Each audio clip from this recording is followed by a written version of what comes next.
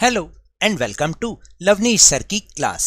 This is Directorate of Education GNCT of Delhi's worksheet number 29, and it is only for class 8 students. It has taken from the subject science, and we will learn and understand the chapter light in this worksheet, and will also discuss about the multiple images in this worksheet. So students, आज की इस worksheet में हम chapter light के अंदर में हम multiple images की बात करेंगे कि आखिर मल्टीपल इमेजेस क्या होती हैं और कैसे बनती हैं.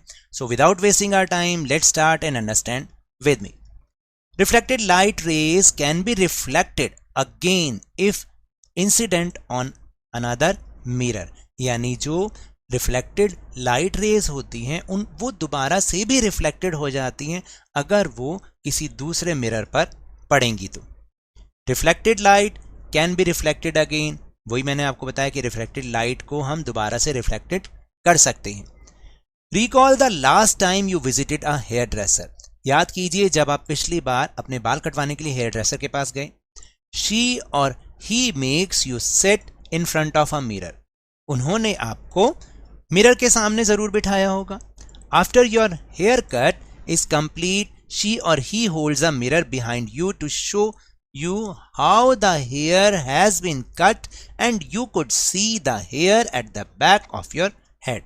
अब जैसे ही आपका हेयर कट कंप्लीट हुआ होगा तो उन्होंने एक मिरर और आपके सिर के पीछे पकड़े हुए वो खड़े हुए होंगे, और जिससे कि आपको ये दिख रहा होगा. अगर आप उस मिरर को के हेल्प से जब आप सामने वाले मिरर को देखेंगे तो आपको अपने पीछे के जो बैक के हेयर्स हैं हेड के, वो आराम से देख गए होंगे कि वो पीछे से कैसे उनकी शेप कट हुई है. तो इस तरह से हम रिफ्लेक्टेड रेस को दोबारा से भी रिफ्लेक्टेड कर सकते हैं. The reflected light rays can be reflected again if incident on another mirror and form multiple images. यही आपको बताया गया कि रिफ्लेक्टेड लाइट रेस को दोबारा से भी रिफ्लेक्टेड किया जा सकता है यदि वो रिफ्लेक्टेड रेज जो हैं वो किसी दूसरे मिरर पर पड़ें तो वो मल्टीपल इमेजेस फॉर्म करेंगी. The number of the image formed will depends on the angle between the mirrors. देखिए ये जो नंबर ऑफ इमेज किस पर डिपेंड करती हैं कि उन दोनों मिरर्स के बीच में क्या एंगल बन रहा है. ये बहुत कुछ उस पर डिपेंड करता है कि कितनी इमेजेस बनेंगी. Now you have learned about periscope. कुछ वर्ड याद आया? पेरिस्कोप.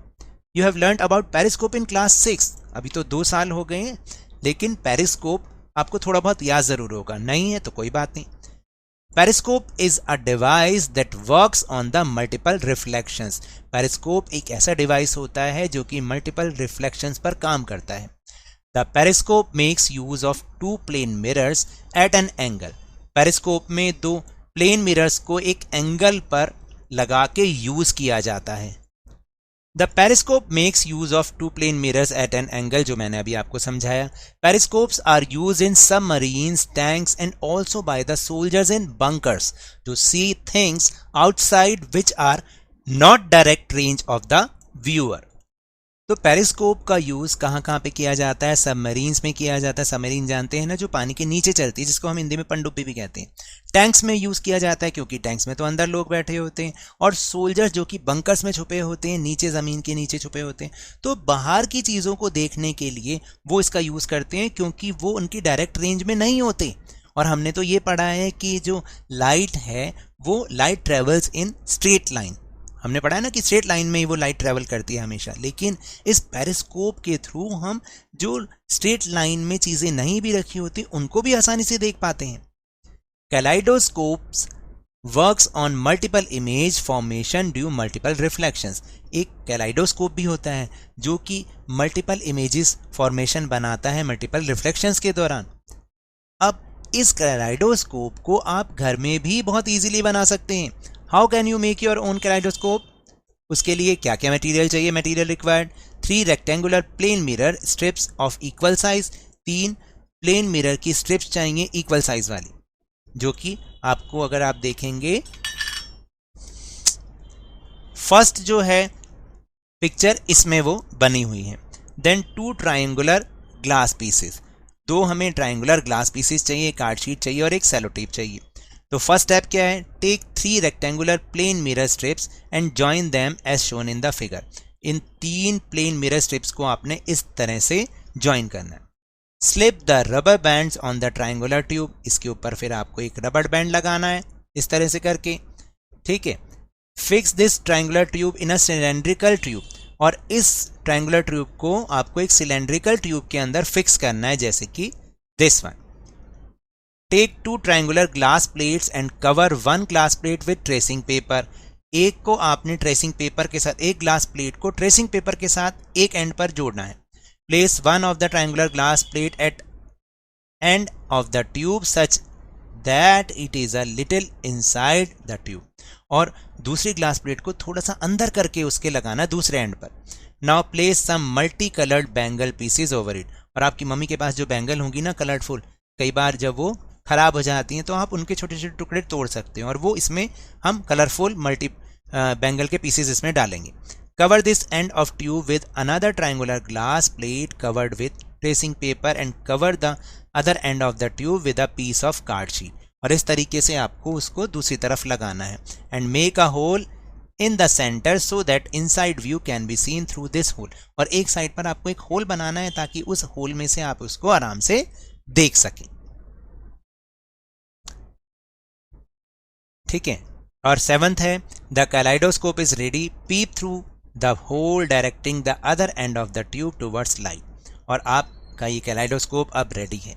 इस तरह से आप कैलाइडोस्कोप को बना सकते हैं, बहुत ही अच्छा। ये बाजार में बना बनाया भी मिलता है, बहुत ही सस्ता, बच्चों की चीज़ है उसको, लेकिन अगर आप देखेंगे तो आपको बहुत मज़ा आएगा। So now check yourself, here are some questions. So the first question is, what is periscope, where it is used?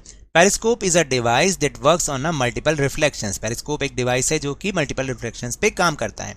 और where it is used?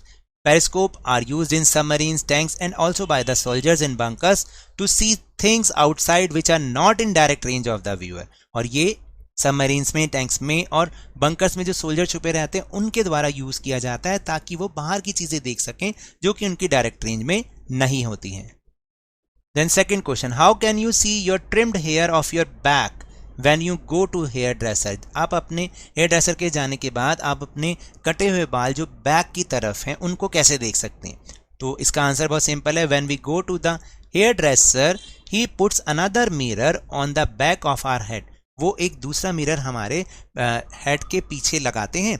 With the help of this second mirror, it can be seen in front of the mirror, और उसी की help से हम सामने वाले mirror में जब देखते हैं that how the cutting of the back of the head is done, और जो हमारे हेड के बैक वाला यानी पीछे का जो हिस्सा है वहां की कटिंग किस तरह से हुई है ये हम इस तरह से देख सकते हैं।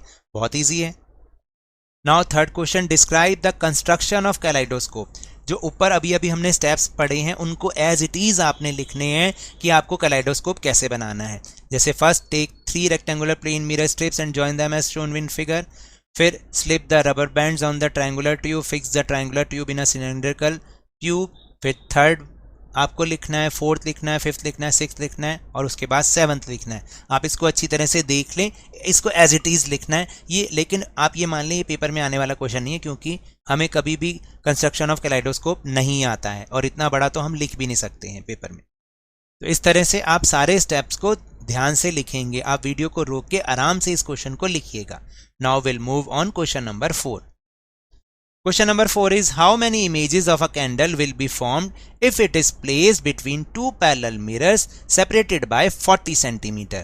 अब आपको बताना है कि यदि 2 पैरेलल प्लेन मिरर्स एक दूसरे के सामने रखे हैं, ठीक है, और उनके बीच में डिस्टेंस है 40 सेंटीमीटर और उनके बीच में एक कैंडल रखी है, तो आपको बताना है कि उसकी कितनी इमेजेस फॉर्म होंगी, कितनी इमेजेस बनेंगी। देखिए तो इसका आंसर सिंपल है, infinite images are formed when 2 plane mirrors are placed parallel to each other separated by 40 centimetre. तो यानी उन दोनों के बीच में इनफाइनाइट इमेजेस बनेंगी।